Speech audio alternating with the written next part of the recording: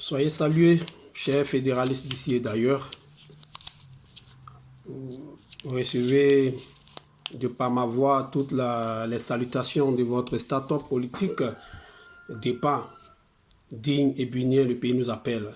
Ce matin, votre serviteur Ramsès, votre interlocuteur, a décidé de pouvoir nous exprimer sur l'actualité politique de ce moment qui est pour nous la rencontre qui s'est tenue hier lundi 29 juillet 2019, date à retenir au niveau de Bruxelles. La rencontre de deux grands hommes, la rencontre de deux hommes politiques, la rencontre de deux ex-présidents de la République de la Côte d'Ivoire que nous avons nommé M. Bédié et M. Laurent Gbagbo. Cela demande de ces différents partis politiques dirigés respectivement par ces leaders du PDCI et du FPI. Les deux différents présidents des partis politiques ont décidé de se rencontrer pour discuter de l'horizon de notre pays. Parce que nous n'allons pas vous dessiner ici l'horizon très trouble en ce moment précis de notre pays depuis que M. Alassane et le RDR dirigent cette Côte d'Ivoire. Nous avons plusieurs exilés, nous avions plusieurs hommes politiques emprisonnés, nous avons plusieurs hauts gradés de l'armée ivoirienne qui sont en ce moment cloués en prison. Alors, nous savons très bien que la réconciliation est le gage de l'apaisement de la situation sociopolitique. Et jusque-là, rien n'est fait pour que cela se transforme. Cela se transforme dans une réalité vu que le peuple souhaite cela.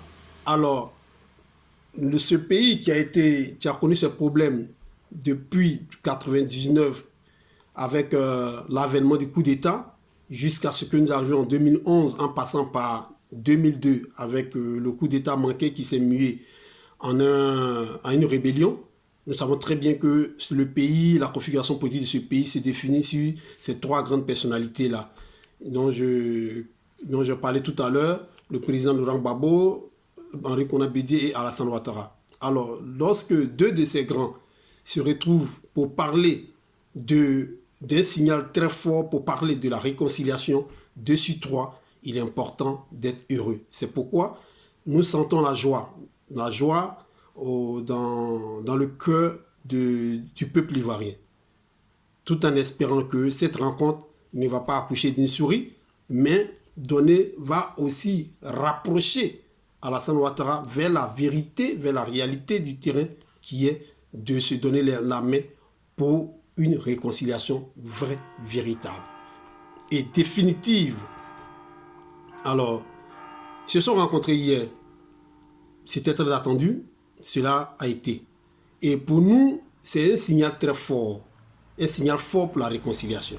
Que tout patriote, tout Ivoirien d'abord, patriote, tout habitant de la Côte d'Ivoire, les amis de la Côte d'Ivoire, résidant en Côte d'Ivoire, je ne parle pas des amis de l'extérieur, les amis de la Côte d'Ivoire, résidant en Côte d'Ivoire, accompagnant les Ivoiriens dans une démarche de réconciliation, doivent apprécier cela. Ces amis-là doivent apprécier cela. Parce que on ne peut pas vouloir faire son business ou bien on ne peut pas rechercher une paix dans un pays et puis ne pas saluer la rencontre d'hier. C'est une rencontre vraiment historique. C'est pourquoi nous saluons cela. Nous, jeunes, aspirants à un devenir meilleur pour notre pays, nous saluons cela. C'est à féliciter. Tout début peut avoir des manquements. D'aucuns pensent qu'il y a eu des ratés. Mais pour nous autres, nous pensons que déjà, il faut l'apprécier. Parce que de cette rencontre des deux grands partis politiques de la Côte d'Ivoire, du PDCI et du FPI, comme ça a été toujours la politique du président Laurent Gbagbo, nous ne sommes pas surpris et nous saluons ça. D'abord en eux. Nous saluons cela. Et nous convions tous les Ivoiriens à apprécier cela. à apprécier cela. Et pour nous, il faut aussi aller plus loin en ratissant l'âge pour récupérer Alassane dans cette démarche qui est que la réconciliation est primordiale. Il faut ouvrir les portes de la Côte d'Ivoire au président Laurent Gbagbo pour qu'il entre et arrive là-bas. Ensemble, vous allez conjuguer la paix. Pour l'intérêt de nous, pour l'intérêt des futurs dirigeants, il est important que tout jeune apprécie cela. Ce qui s'est passé hier. Nous saluons le PDC, nous saluons le FPI pour cette démarche allant dans le sens de la réconciliation. C'est un signal fort. Et secondo, nous félicitons le président Laurent Gbagbo qui, ma foi, vient de justifier qu'il est un homme d'humanisme. D'aucuns diront que c'est un génie politique. Non, non, oui, c'est vrai, nous ne doutons pas de ce que représente ce monsieur en termes d'idéologie politique, en termes de conviction politique et en termes de qualité politique. Mais ce qu'il faut remarquer maintenant, là, c'est que il vient de poser un acte d'humanisme très fort. Et cet acte doit être partagé dans l'arène politique. Voici un monsieur qui rentre dans la politique tout en étant brimé. Dès 1982, il est obligé de laisser sa famille, son épouse, ses enfants pour aller en exil. Seulement pour rechercher une formule démocratique qui peut envoyer la paix en Côte d'Ivoire. Il a fait, il est allé en France, il allait apprendre, il est revenu en 1988 et il a proposé le renouvellement, la restauration de la démocratie du multipartisme, qui est un gage de la démocratie. Ce qui a été réussi dès avril 1990. C'est pourquoi aujourd'hui il est le père de la démocratie. Mais ça n'a pas suffi. Le monsieur a été emprisonné par l'ex-président de la République, Félix Houphouët-Boigny, à la demande de son premier ministre Alassane Ouattara. Il a été emprisonné. Le monsieur est sorti de la prison. Il a continué sa démarche politique qui est de mener une démarche vraiment civilisée, une démarche qui court à récupérer le pouvoir par les urnes. Il l'a fait. En 1995, il a boycotté les élections parce que l'organisation des élections était mal disposée. Mais il n'a pas pris les armes. En 2000, il s'est présenté devant des militaires. Il a gagné les élections. Quand il a fini, il n'a pas dirigé pour dire, bon, j'étais l'opposant qui a eu mal hier, et donc aujourd'hui, je vais me venger, je vais faire payer mes adversaires. Non. Il a tiré dans les différents partis politiques des valeurs sûres pour diriger le pays avec lui. Inzi Paul David, qui était un cadre du PDCI, il a récupéré, il a invité, pas une récupération, il a invité à travailler avec lui. Il n'a acheté aucun leader d'un autre parti politique. Comme aujourd'hui pourrait le dire, comme aujourd'hui certains arrivistes politiques le disent, que Gbagbo Laurent a acheté tel monsieur, il a acheté. Non, il n'a pas acheté. Il n'avait même pas d'argent.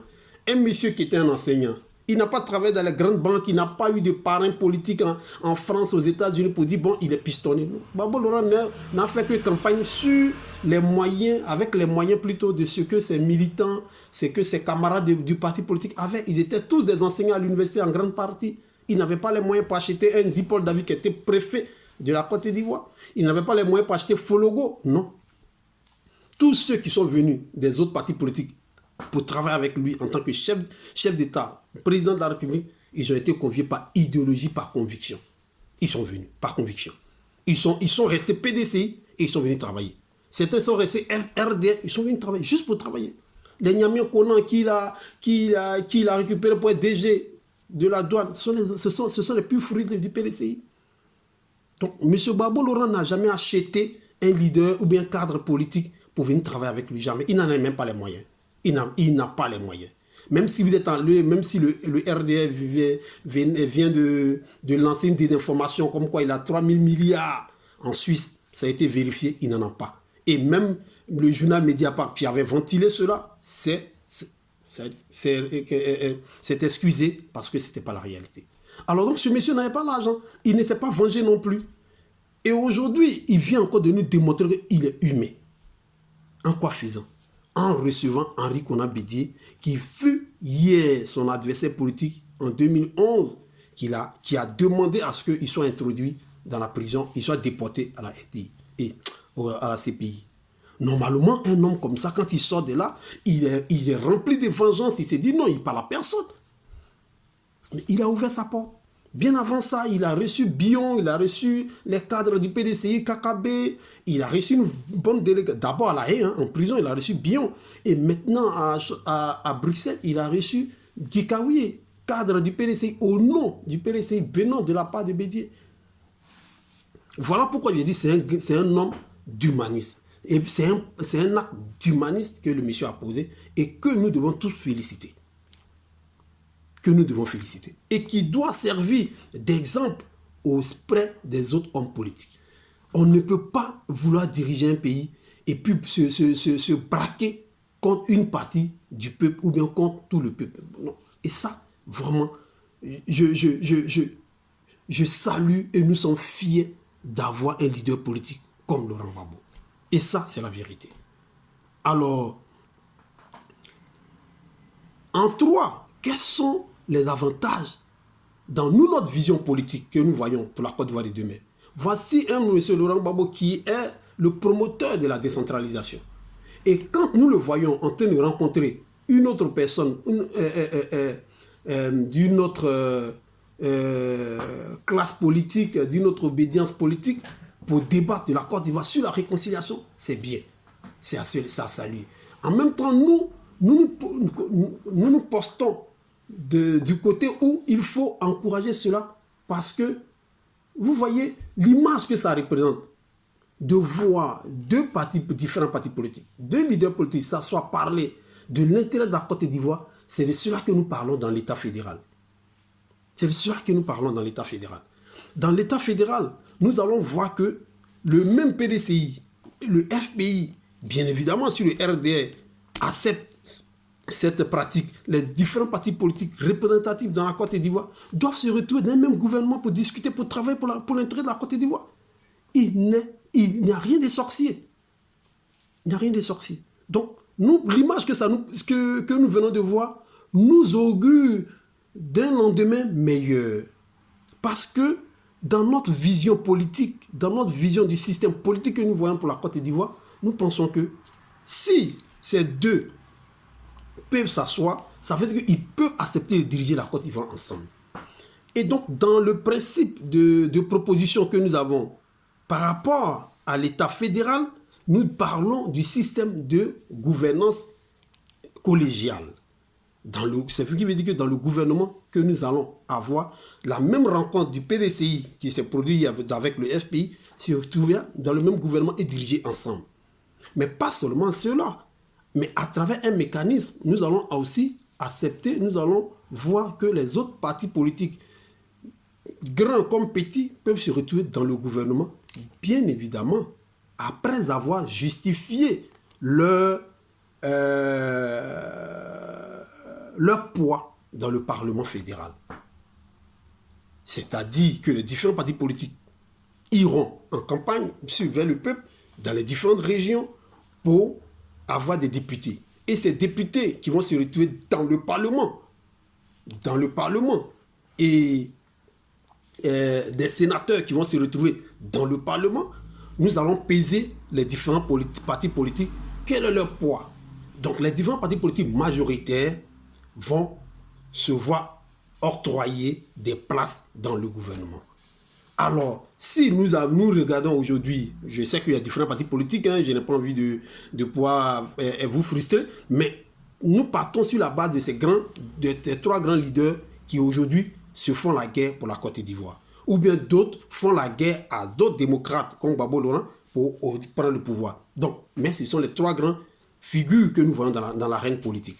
Si nous prenons ces trois grandes figures politiques, c'est-à-dire le RDR, le PDCI et le FPI, à travers leur poids dans l'Assemblée nationale, dans le Parlement, composé de l'Assemblée nationale et du Sénat, si nous mesurons leur poids là-dedans, nous pensons qu'il y aura les représentants de ces partis politiques dans le gouvernement. Donc du coup, si la poids du Parlement est partagée, nous verrons que dans le gouvernement, selon la demande de la Constitution, le FPI aura un tiers, le RDR un tiers, le PDCI un tiers. Et donc ces tiers-là, dans ce gouvernement, auront effectivement, en fonction de leur pourcentage dans le Parlement, des places beaucoup plus élevées. Mais quand ils se retrouvent à l'intérieur du gouvernement, dans le gouvernement, et qu'ils travaillent ensemble, et qu'ils développent, ils posent des problèmes du pays ensemble, c'est la solution que nous recherchons. À quel moment il va y avoir une haine de l'autre contre l'autre? C'est vrai qu'il aura la contradiction, c'est le charme de la vie, il aura la contradiction en interne, et comme le pays va fonctionner toujours avec la démocratie des trois pouvoirs, ça veut dire que l'exécutif, qui est le gouvernement, va faire des projets de loi envoyés au Parlement. Le Parlement aussi va faire des propositions de loi envoyées par moment au gouvernement. Et ensemble, vice-versa, ils vont travailler. Et donc, les sujets, les points qui sont importants, qui vont être retenus, vont être publiés au peuple et puis dans l'intérêt du peuple. Voilà ce que nous voyons dans cette rencontre et pourquoi nous la saluons. Nous saluons cette rencontre parce que si de cette rencontre, on est à 15 mois ou à 14 mois bientôt des élections présidentielles, aujourd'hui nous sommes le 30. Donc ce qui veut dire que le dernier dimanche de octobre 2020, il y en aura des élections présidentielles. Mais si on arrive déjà à supposer qu'on reste dans le même système et que le FPI, le PDCI s'accorde à avoir un candidat au pouvoir, un candidat au présidentiel, du coup ce qui veut dire qu'ils vont se partager la part du gâteau. Donc le PDC, comme Gbagbo Laurent l'a déjà fait en 2002, il avait déjà dans un gouvernement d'unité nationale enregistré la présence du RDR, du PDCI, et il a travaillé avec eux. Mais cette fois-ci, il faut que nous arrivions à formaliser ça. Il faut qu'on rende ça formel. Où la Constitution retiendra que, à partir d'aujourd'hui, voilà comment le gouvernement doit fonctionner. Les différents partis politiques représentatifs dans le Parlement doivent avoir une part dans le gouvernement. Et cela pendant le mandat qu'ils vont travailler. Et puis, ils ont des résultats, ils ont des obligations, ils ont des résultats à nous présenter via le Parlement ou bien des démarches auxquelles nous nous assignerons tous. Alors, voilà pourquoi nous nous réjouissons de cette rencontre. Et nous souhaitons que cette rencontre aille au-delà et que Alassane Ouattara se reconnaisse là-dedans. Qu'il parte voir ou bien qu'il ouvre les portes de la Côte d'Ivoire, qu'il appelle pour que, dans tous les cas, le président Gbagbo il est acquitté. Il n'y a plus de débat, il y a des jours qui restent pour qu'il rentre au pays. Il faut qu'il accueille cette démarche. Pour qu'à trois, on puisse rêver d'une Côte d'Ivoire, d'un pays réellement aller à une paix définitive. Je ne parle pas d'une paix durable, parce que les paix durables ont une limite, mais une paix définitive. Alors, voilà notre idée de ce jour à travers l'actualité politique. Nous le disons toujours, nous nous servons des limites de l'actualité pour réellement vous développer notre pensée politique, qui est la pensée de l'État fédéral. Allons à l'État fédéral pour réellement avoir un gouvernement fédéral, collégial, composé de différents partis politiques représentatifs sur le territoire ivoirien, mais incarnés dans le Parlement. Et partant de là, nous allons avoir une solution à toutes les crises, les crises armées. Dans tous les pays, il y a toujours la contradiction, il y a toujours le débat, mais les crises armées, des crises qui vont jusqu'à paralyser tout un pays, nous n'en voulons pas. On peut accepter qu'il y ait des crises qui vont bloquer le Parlement, qui vont bloquer le gouvernement, parce qu'il y a une contradiction en interne. Mais ça, on en a vu ici en Allemagne. Mais après, ça se décante. Mais des crises qui vont jusqu'à exterminer des Ivoiriens, nous n'en voulons plus. C'est pourquoi nous vous offrons cette proposition qui est de nous appuyer sur la rencontre d'hier et de saluer l'avènement un jour en Côte d'Ivoire d'un État fédéral avec un gouvernement collégial géré par les différents partis politiques. Alors, in fine, pour ce jour du mardi fédéral, nous voulons encore vous dire merci. Merci pour votre droit d'écoute. Merci pour tout ce que vous faites pour le pays. Et que nous prions, nous soyons toujours déterminés à la conviction qui est que la Côte d'Ivoire repose sur notre génération actuelle de ce que nous allons produire, ce que nous allons proposer pour un lendemain meilleur. C'est pourquoi nous vous saluons de votre adhésion, pour votre adhésion à ce système politique fédéral. Et on se revoit la semaine prochaine, le mardi prochain, pour parler d'un autre sujet de l'actualité politique. Sur ce, rentrez bien chez vous et je vous remercie.